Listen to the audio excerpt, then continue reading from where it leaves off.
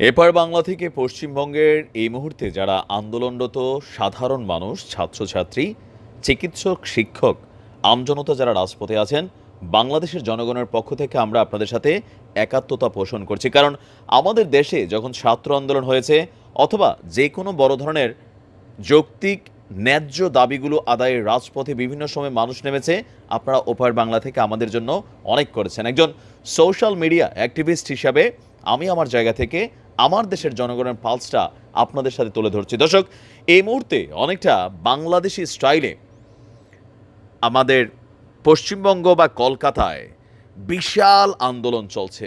রাজপথে নেমে এসেছে লাখো লাখো নারী। কারণ এপার বাংলার ওপার বাংলা বলেন, আমাদের এই দুই দেশের মধ্যে একটা কমন ফ্যাক্ট আছে, সেটা কি?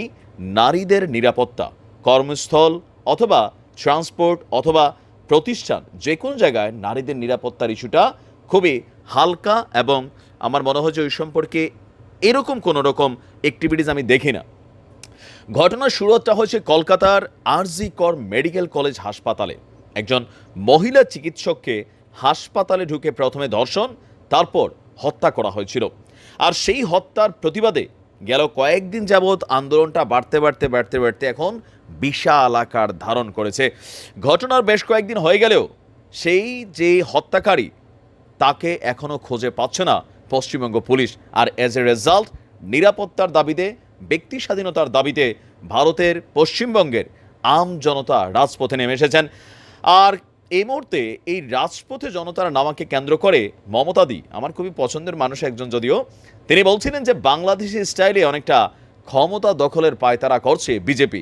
তবে পশ্চিমবঙ্গের মানুষদের আমরা বলি, আপনাদের আন্দোলনটা আমাদের আন্দোলনটা আলাদা। বিজেপির ফাঁদে আবার পা দেওয়া যাবে না, কারণ এই টিমটা আরও খারাপ। তবে মমতা দিদির প্রতি আমাদের বাংলাদেশের মানুষের পক্ষ থেকে চাওয়া, আপনাকে আমরা রেসপেক্ট করি, 24 ঘন্টার মধ্যে তন্ন তন্ন করে পুরো কলকাতাকে উল্টে ফেলেন। পুলিশ যতটুকু পারেন লাগান, সেনাবাহিনী লাগান, সেই ধর্ষককে জাতির সামনে এনে এই আরজি কর মেডিকেল হাসপাতাল কলেজের সামনে ক্রেনের মধ্যে ঝুলাইয়া জনতার হাতে তুলে দিন, যেন সারা পশ্চিমবঙ্গের মানুষের পাশাপাশি আমাদের দেশেও দেখা যায় যে এই ঘটনাগুলো যেন ভবিষ্যতে না ঘটে। দর্শক, আজকে যখন আমি নিউজ করছি, অলরেডি এই ঘটনা জুড়ে পুরো পশ্চিমবঙ্গ জুড়ে বিক্ষোভ চলছে। নারীরা পাশাপাশি চলচ্চিত্র শিল্পী, তারকা, ইভেন বলিউডেরও যারা নামি দামি খ্যাতনামা অভিনয় শিল্পীরা আছেন বা চলচ্চিত্র তারকারা আছেন, তারাও কিন্তু এতে সমর্থন দিয়েছে। আর পশ্চিমবঙ্গের মুখ্যমন্ত্রী মমতা দিদি বলছেন যে ভারতের স্বাধীনতা দিবসের প্রাক অনুষ্ঠানে যোগ দিয়ে বলেছেন, আমি চিকিৎসকদের পায়ে ধরছি, আপনারা হাসপাতালে সেবা দিন, প্রত্যাহার করুন কর্মবিরতি। তবে কর্মবিরতি প্রত্যাহার করা হয়নি। আসলে ওই ব্যক্তিকে খোঁজার জন্য, অবিলম্বে তার শাস্তিকে বাস্তবায়ন করার জন্য আমাদের চিকিৎসক ভাই বোনরা যারা কলকাতার আছেন, তারা সবাই কর্মবিরতি ঘোষণা করেছেন। স্বাভাবিকভাবে পুরো রাজ্যের চিকিৎসা সিস্টেম হ্যাং হয়ে গেছে। মমতার ভাইপো দলটির সাধারণ সম্পাদক অভিষেক বলছিলেন, পড়ুয়াদের দাবি ন্যায্য এবং ন্যায়সঙ্গত। পুলিশকে 24 ঘন্টার মধ্যে দুর্বৃত্তদের ধরতে নির্দেশ দিয়েছিলেন।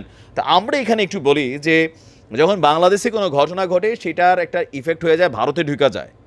এখন যেই ব্যক্তি এই ঘটনা ঘটিয়েছে, সে আসলে কি এই মুহূর্তে পশ্চিমবঙ্গে আছে নাকি বাংলাদেশে চলে আসছে, অথবা সীমান্ত দিয়া চায়না টায়না চলে গেছে, অথবা ভারতের সাথে সীমান্তবর্তী অঞ্চলগুলোয় জঙ্গলে টঙ্গলে লুকায় আছে? পুরো তন্ন তন্ন খোঁজা উচিত, কারণ বিশাল দেশ, এত বড় ঘটনার পরে এই ব্যক্তি নিশ্চয়ই কলকাতা তার এই মুহূর্তে নাই। আমরা যদি দেখছি যে এখানে আমাদের দিন রাত তারা বিভিন্ন জায়গায় এই মুহূর্তে তারা এই হত্যার প্রতিবাদে কি বলে যে অবস্থান ধর্মঘট চালাচ্ছেন। আর অলরেডি এই হামলার প্রতিবাদে, মানে যেই ঘটনাটা হয়েছে, সেই ঘটনায় ওই যে হাসপাতালটা আছে, সেই হাসপাতালটাকে আবার ভাঙচুর করা হয়েছে। আর এই নিয়ে রাজনীতিও চলছে। রাজ্যের বিরোধী দলনেতা এবং ভারতীয় জনতা পার্টি মানে বিজেপির বিধায়ক বলছেন, আরজি কর হাসপাতালে গভীর রাতে হামলা চালিয়েছে মমতার গুন্ডারা, চাইছে সব রকমের প্রমাণ লুপাট করতে।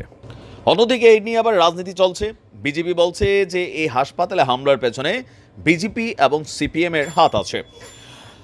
তো রাজনীতি আছে, রাজনীতি চলবে, রাজনীতি থাকবে। বাংলাদেশ এবং ভারতের আন্দোলনের প্রেক্ষাপটগুলো একটু আলাদা।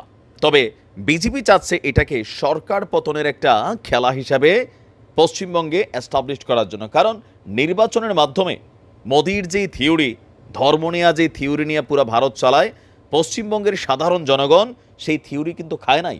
আর এজ এ রেজাল্ট পশ্চিমবঙ্গে তৃণমূলের বিজয় নিশ্চিত হয়েছে। তো এখন এই সুযোগটাকে স্বাভাবিকভাবে কাজে লাগাতে চাচ্ছে বিজেপি। তবে আমরা মনে করি যে পশ্চিমবঙ্গ পুলিশের আর্মি, সেনাবাহিনী যারাই আছেন, আপনারা এই বিষয়টাতে ফোকাস করেন।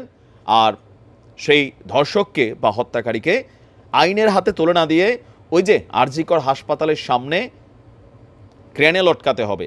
আর মানুষের এই আন্দোলনকে বাধাগ্রস্ত করার জন্য পুলিশকে নীরব ভূমিকা পালন করতে হবে। এটা খেয়াল রাখেন, বাংলাদেশের পরিস্থিতি খেয়াল রাখেন। আপনি যদি হাত তুলছেন, গুলি করছেন, মানুষ হিংস্র হবে, তখন কিন্তু পরিস্থিতি টোটালি বদলে যাবে। সঠিক বিচার দাবি করছি। ভালো থাকুন। আসসালামু আলাইকুম।